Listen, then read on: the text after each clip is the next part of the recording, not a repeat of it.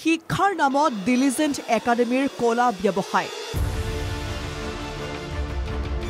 অৱশেষত গা লৰিল আৰক্ষী প্ৰশাসনৰ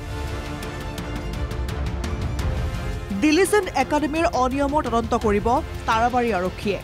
ভাষ্য সংগ্ৰহ তাৰাবাৰী আৰক্ষীৰ ভুক্তভোগীৰ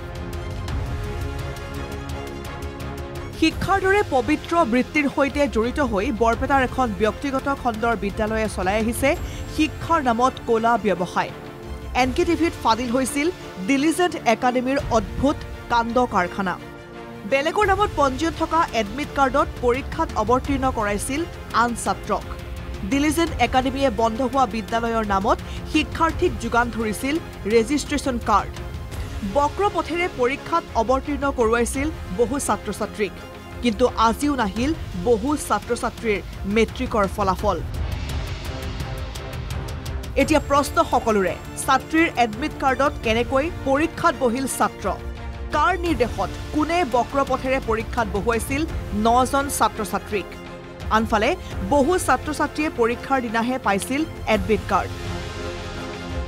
ডিলিজেণ্ট একাডেমীৰ স্বত্বাধিকাৰী আব্দুল ৰৌফ আহমেদৰ বিৰুদ্ধে আছে ৰেজিষ্ট্ৰেশ্যন কাৰ্ড আৰু এডমিট কাৰ্ড জালিয়াতি কৰাৰ অভিযোগ আজিৰ পৰা 4-5 বছৰ আগতে আমাৰ ছোৱালী হাইস্কুলখন বন্ধ হৈ গৈছে 2000 চনতে বন্ধ হৈছে ছোৱালী হাইস্কুলৰ ৰিকমেণ্ডেশ্যন নাপালে কিন্তু সেই বন্ধ যোৱা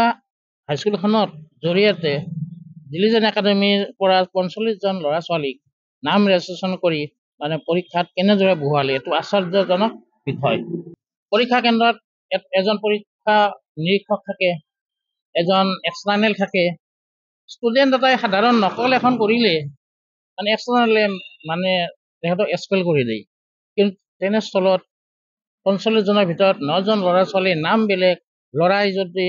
এডমিট কাৰ্ডখন লৈ বৈছে ছোৱালীৰ নাম ছোৱালী যদি বৈছে ল'ৰাৰ ফটো এনে বহু অভিযোগেৰে অভিযুক্ত ডিলিজেণ্ট একাডেমীৰ স্বত্বাধিকাৰী আব্দুল ৰৌফ আহমেদৰ বিৰুদ্ধে CM ভিজিলেন্সত এজাহাৰ দাখিল কৰিছিল ভুক্তভোগী ছাত্ৰ-ছাত্ৰীৰ অভিভাৱকে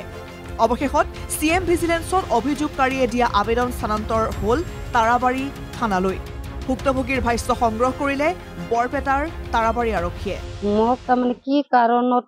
ছোৱালীটো ক'ৰ পৰা ক'ত নিলো কি কাৰণত ছোৱালীটোৰ পৰীক্ষাত ৰিজাল্টটো নাহিল ৱেথেল হৈ থাকিল সেই উদ্দেশ্যে থানাৰ পৰা মোক মাতিছিল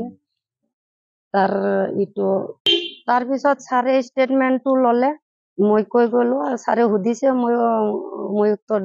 দিছো এজাহাৰ নতুনকে কৰা নাছিলো CM ভিজিলেন্সত দিছিলো সেইটো তাৰাবাৰী থানালৈ আহিছিল যাৰ কাৰণে ছাৰে আমাক মাতিছিল পৰীক্ষাত বহা ছাত্ৰ-ছাত্ৰীৰ নাম ফটো পৰিচয়ৰ লগত মিল নাই এডমিট কাৰ্ডৰ কৰবাত যদি ছাত্ৰীৰ ঠাইত পৰীক্ষাত বহিছে ছাত্ৰ কৰবাত জয়ৰাজ পাঠকৰ নামত পৰীক্ষাত বহিছে ৰেকিবুদ্দিন আহমেদ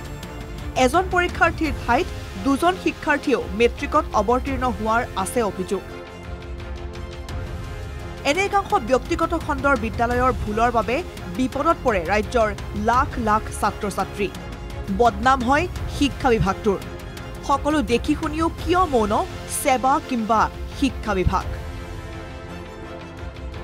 গুৱাহাটীৰ পৰা সুকল্যাণ ৰাজখোৱা চেঙাৰ পৰা দিলীপ তালুকদাৰৰ ৰিপৰ্ট NKTV+